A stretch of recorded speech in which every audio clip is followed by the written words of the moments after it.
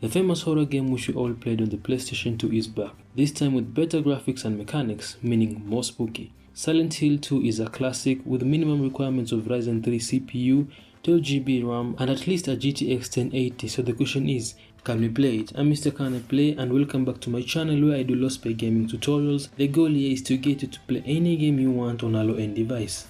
Now there are two tricks that I use to get more FPS, which are number one, lowering in-game settings to very low, which of course if you have an old dedicated GPU or a really good integrated graphics like the RX Vega 8 or 11, then this is for you.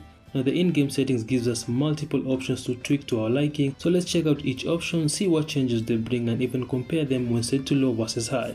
Now the texture quality, which is for visually appealing quality on the textures of both the character and surrounding, gives us a rough boxy feeling like of objects when set to low. Shaders quality, which is for the level of visual details and fidelity achieved through shaders in a video game, and this includes the complexity of lighting, textures, effects and overall graphical presentation, does even a better job than texture when set to low, by reducing reflections, lighting and minute details including foliage.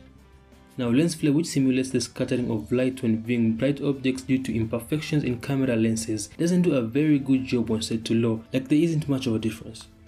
Now separate translucency, which is a rendering technique where translucent parts of a 3D model are rendered separately from the opaque parts for more precise lighting calculations and better visual quality, essentially giving it a more realistic appearance, and there is a reduction in the amount of light passing through objects, giving them a board-like feeling with poorly accurate shadows and color variations when set to low. Number 2 is the one that I use most, and the reason why most of you are subscribed to my channel is tweaking the configuration file in appdata, local, Silent Hill 2 folder, game user settings. Now this is to force the game to lower the settings more and lowering the resolution scale to 800 by 600, resolution quality to 50 or lower, and the rest of these settings to 0. Now this works well for those with integrated graphics. With that, let's check out how it looks, feels and even compares to maximum setting.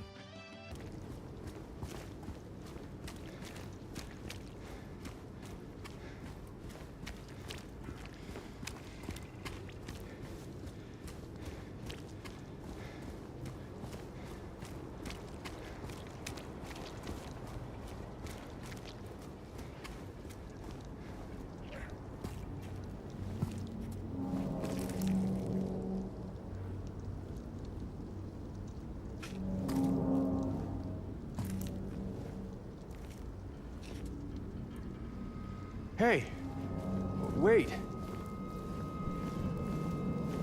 What is this?